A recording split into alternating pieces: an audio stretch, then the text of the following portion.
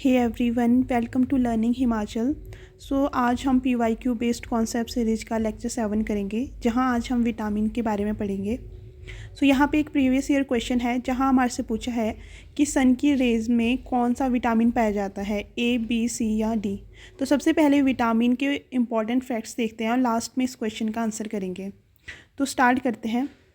देखो, सबसे पहले हमारे पास यहाँ है कि विटामिन शब्द सबसे पहले किसने दिया था। तो ये याद रखना है कि सी फंक ने जो है विटामिन वर्ड सबसे पहले दिया था 1911 के टाइम। फिर सेकंड है कि हमारी बॉडी दो ही विटामिन्स बना सकती है खुद से, वो है डी और के। इसके अलावा जो भी विटामिन है उसके लिए हमको सोर्सेज की ज़रूरत होती है, लेकिन डी और के विटामिन ऐसी है जो हमारी बॉडी खुद से बना सकती है।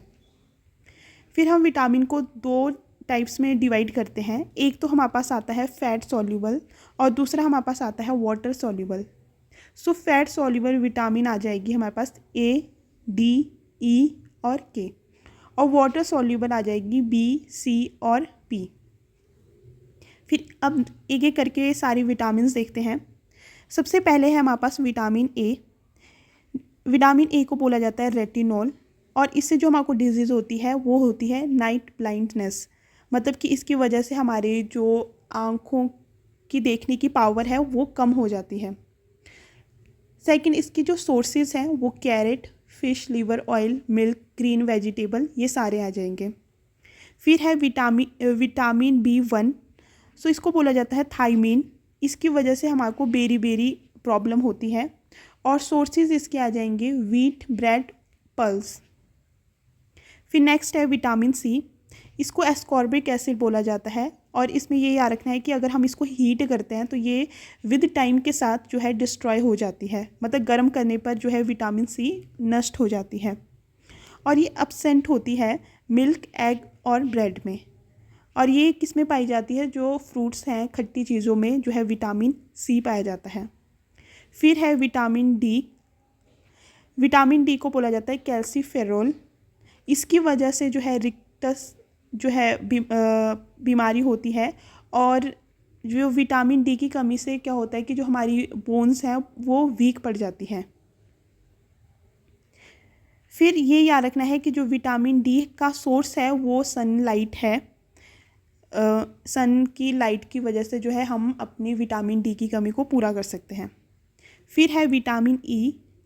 विटामिन E को बोला जाता है टोकोफेरोल, और इससे जो डिजीज़ होता है वो होता है स्टेरिलिटी या मस्कुलर एट्रोफी। मतलब कि इसकी विटामिन E की कमी से हमको जो है बाझपन हो सकता है, और जो हमारी मसल्स हैं वो वीक पड़ सकती है। फिर हमारे पास है विटामिन K।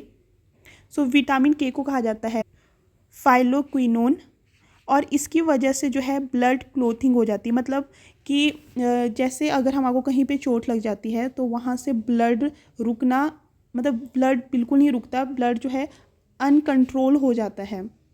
तो ये जो है विटामिन K की कमी की वजह से होता है।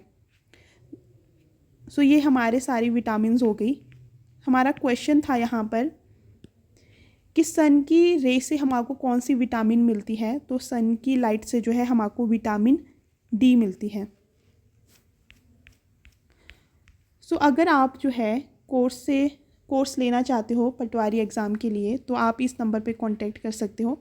यहाँ आपको लेक्चर टेस्ट सीरीज़ मिलेगी, और अगर आपको सिर्फ टेस्ट ही लेने हैं तो जो है उसके लिए भी एक अलग से कोर्स है।